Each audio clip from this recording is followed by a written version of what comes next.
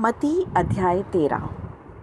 उसी दिन यीशु घर से निकलकर झील के किनारे जा बैठा और उसके पास ऐसी बड़ी भीड़ इकट्ठी हुई कि वह नाव पर चढ़ गया और सारी भीड़ किनारे पर खड़ी रही। और उसने उनके दृष्टांतों में बहुत सी बातें कहीं कि देखो, एक बोने वाला बीज बोने निकला। बोते समय कुछ बीज मार्ग के किनारे गिरे और पक्षियों ने आकर उन्हें चुग लिया। कुछ पथरीली भूमि पर गिरे जहाँ उन्हें बहुत मिट्टी न मिली, और गहरी मिट्टी न मिलने के कारण वे जल्द उग आए, पर सूरज निकलने पर वे जल गए और जड़ न पकड़ने से सूख गए।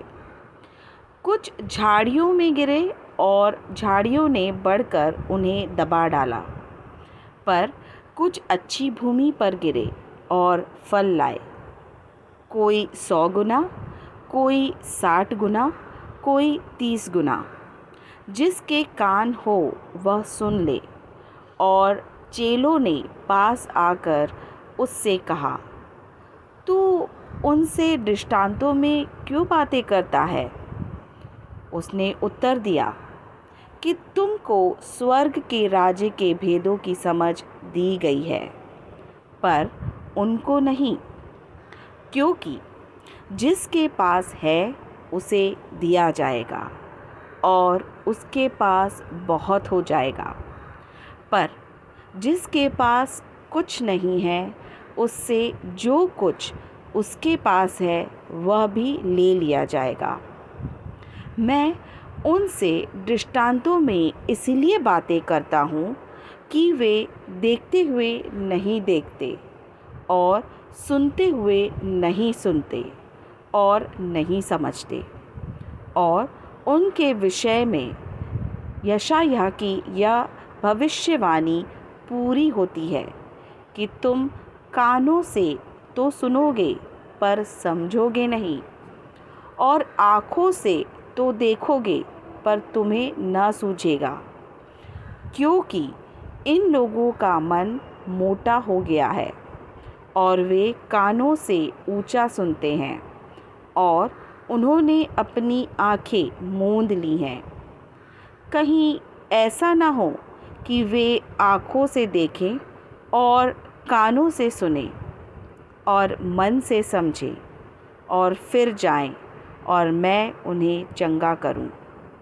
पर धन्य है तुम्हारी आँखें कि वे देखती हैं और तुम्हारे कान कि वे सुनते हैं। क्योंकि मैं तुमसे सच कहता हूँ कि बहुत से भविष्यद्वक्ताओं ने और धर्मियों ने चाहा कि जो बातें तुम देखते हो देखें पर ना देखी, और जो बातें तुम सुनते हो सुने पर ना सुनी। सो तुम बोने वाले का दृष्टांत सुनो। जो कोई राज्य का वचन सुनकर नहीं समझता, उसके मन में जो कुछ बोया गया था उसे वह दुष्ट आकर छीन ले जाता है।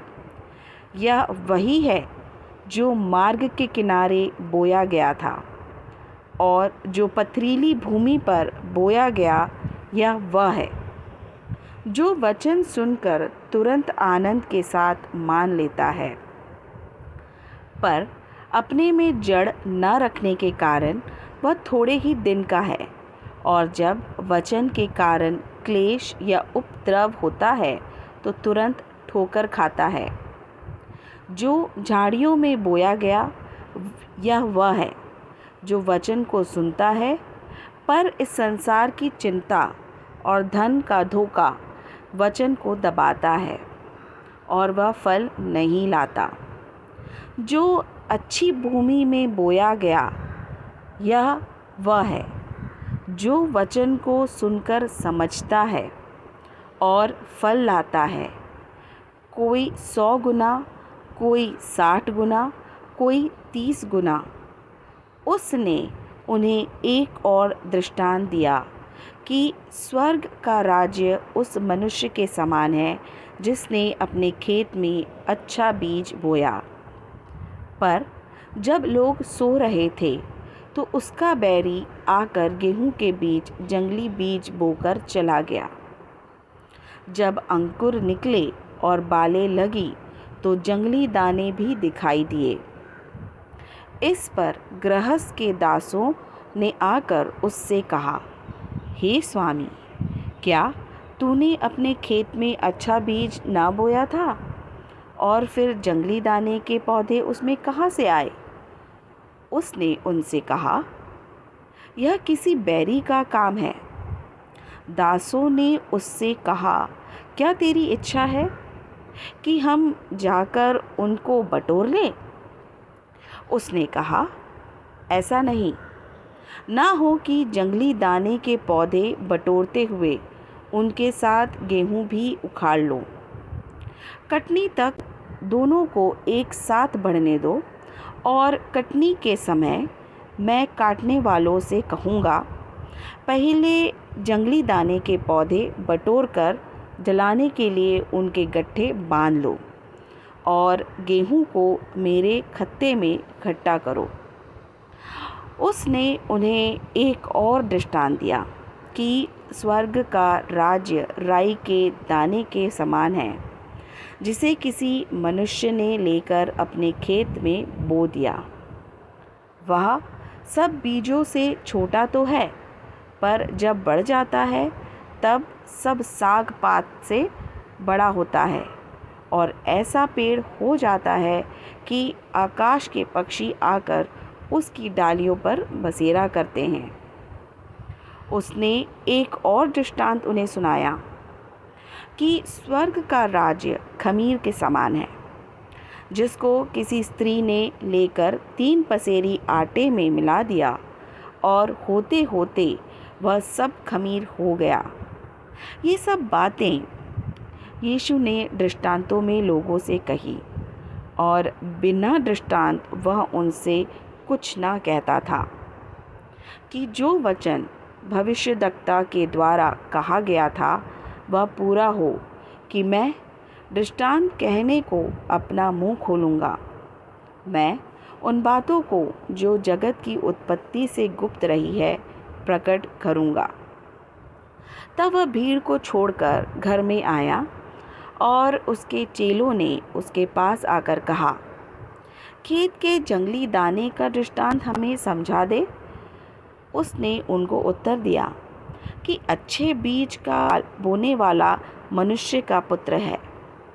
खेत संसार है, अच्छा बीज राज्य के संतान और जंगली बीज दुष्ट के संतान है।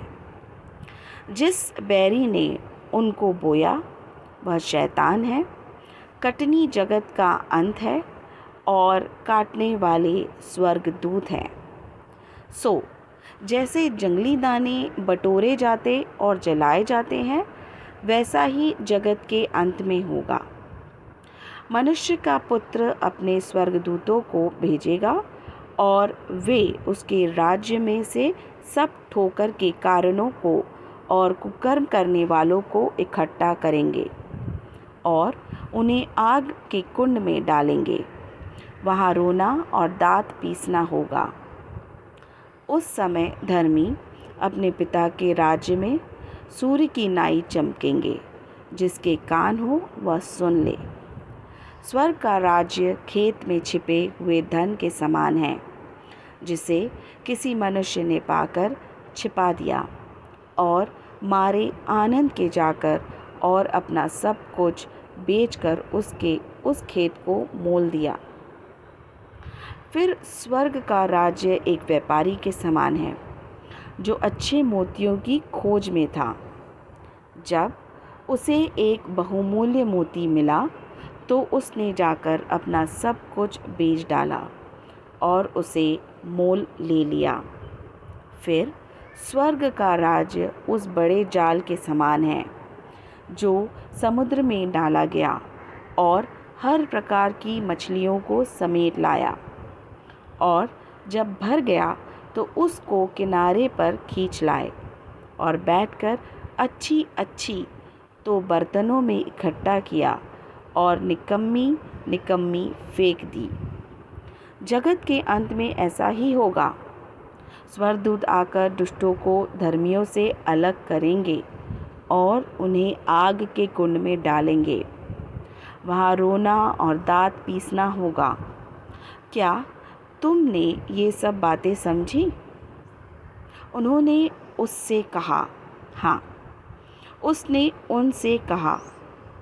इसलिए हर एक शास्त्री को जो स्वर्ग के राज्य का चेला बना है उस गृहस्थ के समान है जो अपने भंडार से नई और पुरानी वस्तुएं निकालता है।